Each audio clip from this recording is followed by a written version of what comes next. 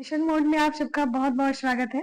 आज हम बात करेंगे धरोहर की तैयारी को लेके किस किस बुक से पढ़ना है, कहाँ से क्वेश्चन आ रहे हैं, ट्रेंड क्या है, एनसीईआरटी कितना डेप्थ में पढ़ना है। और दूसरी बात, एक बात जो सबसे इम्पोर्टेंट है, अभी दशहरे दिवाली में बहुत सब कोई इंगेज हो जाएगा, बहुत सारा टाइम इधर हो जाएगा, आपको सब कुछ भूलना पड़ेगा, नहीं तो फिर आप इस रेस से बाहर हो जाओगे। पहले मैं इस बात से अवगत करा देती हूँ आप सबको। वैसे जो एग्जाम दे रहे हैं, जो थोड़े बहुत मेरिट से बाहर हो रहे हैं, उनको तो ये सब चीज नहीं बतानी पड़ेगी, बट परिस्थितियां कैसी भी हो, अब पीछे मुड़ के नहीं देखना है। एकदम मिशन मोड में लग जाइए और एकदम लग के जी जान लगा के सिलेक्शन लेके फिर आप अपने अपने रास्ते पे जहाँ मंजिल है वहां जाइए। और क्या ही कह सकते हैं हम। चलिए हम स्ट्रेटजी पे बात करते हैं, आपको कैसे क्या काम करना है। वैकेंसी आ गई है और आपको पता ही है कि हाइट क्या है, एज क्या है। पिछली बार, हाँ एक और बात, पिछली बार जो वैकेंसी आई थी 2023 में, उसके बाद डायरेक्ट 25 में आ रही है, तो सावधान हो जाइए, 27 से पहले आएगी नहीं।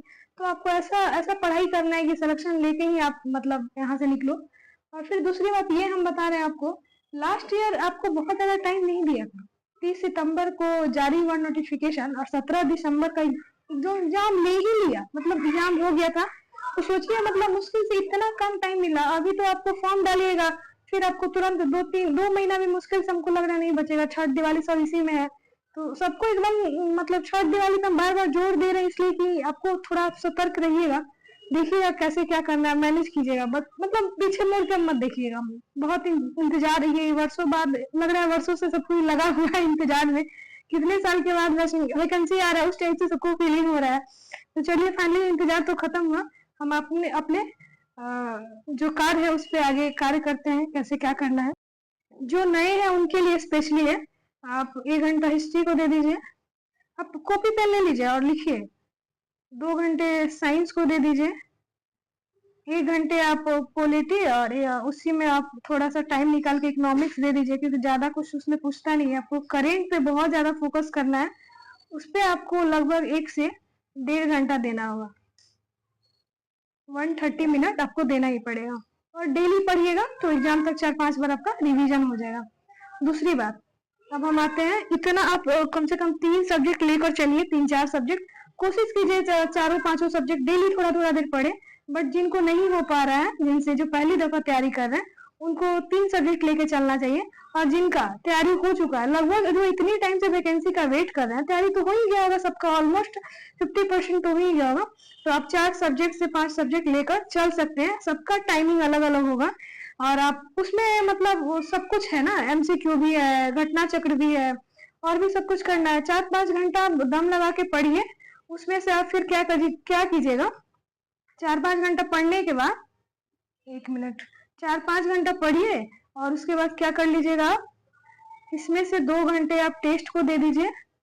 टेस्ट को देने के बाद जब आपका टेस्ट हो जा रहा है, तो उसको एनालिसिस कीजिए कहाँ गलती हो रही है, और फिर उसको लिखिए, एक कॉपी बना लीजिए और उसको सुधार कीजिए। जो जो टॉपिक आपको गलत हो रहा है उसको रिवाइज कर करके बार बार आप रिपीट कीजिए। और फिर आते हैं तीसरे टॉपिक पे। तीसरा टॉपिक है आपका, ये तो हो गया एक टेस्ट वाला, करेंट और आपका लूसेंट तो पढ़ना है। फिर आपको घटना चक्र की बात आती है। घटना चक्र आपको करना क्या है, डेली उसमें से आप जो 3 सब्जेक्ट आप कोशिश कीजिए, साइंस पढ़ रहे हैं, हिस्ट्री पढ़ रहे हैं, पॉलिटी पढ़ना है, तो उसी 3 सब्जेक्ट का हमको वहां पे जाके घटना चक्र पे जाके, जो पॉलिटी है, हिस्ट्री है, साइंस है, उसी का PYQ लगाना है।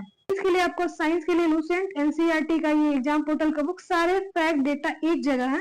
ये बहुत अच्छा मतलब कलेक्शन है इसमें फैक्ट का, इसको आप लगा ही लीजिएगा। और एक ऐप आता है, एनसीईआरटी MCQ करके, मैं उसका एक वीडियो बना के डाल दूंगी, ठीक है।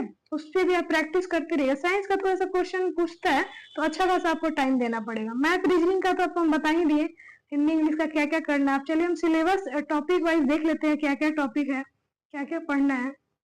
हिस्ट्री में देखिए, हिस्ट्री में आपको प्राचीन भारत, सिंधु घाटी सभ्यता, वैदिक काल, मौर्य गुप्त साम्राज्य तक क्वेश्चन आते ही आते हैं।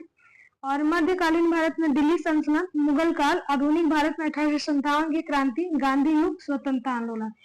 ये एक सिलेबस टॉपिक है जहां से आपका क्वेश्चन लगभग बनता ही बनता है, आप प्रीवियस ईयर उठाकर देख लीजिए। अब हम आते हैं ज्योग्राफी पे।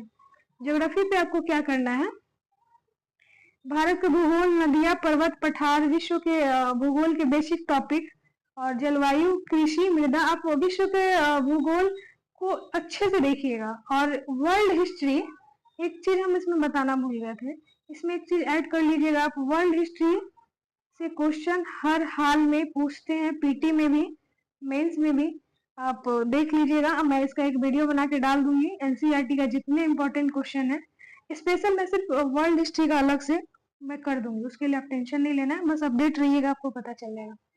चलिए अब नेक्स्ट आते हैं हम ज्योग्राफी में। ज्योग्राफी में आपको देखिए नदियां, पर्वत, पठार, झीलें, और जलवायु, कृषि, मृदा, खनिज, बेसिक टॉपिक भूगोल की, ये सब चीज तो बहुत इंपॉर्टेंट है। और अर्थव्यवस्था में आपको जीडीपी, बजट, बैंकिंग योजना, पंचवर्षीय योजना, सरकारी जो गवर्नमेंट स्कीम है वो सब तो आते ही आते हैं। और नेक्स्ट पॉलिटी में आते हैं।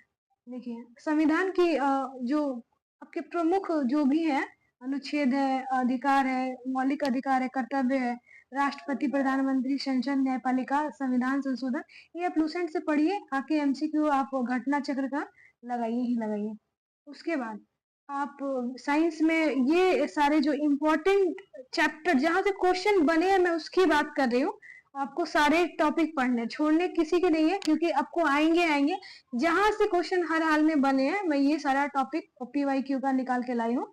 ये देखिए, ध्वनि, प्रकाश, गति, अम्ल, क्षार, गैस, धातुएं, मानव शरीर के रोग, विटामिन, पादप, ये सारे करवा दूंगी।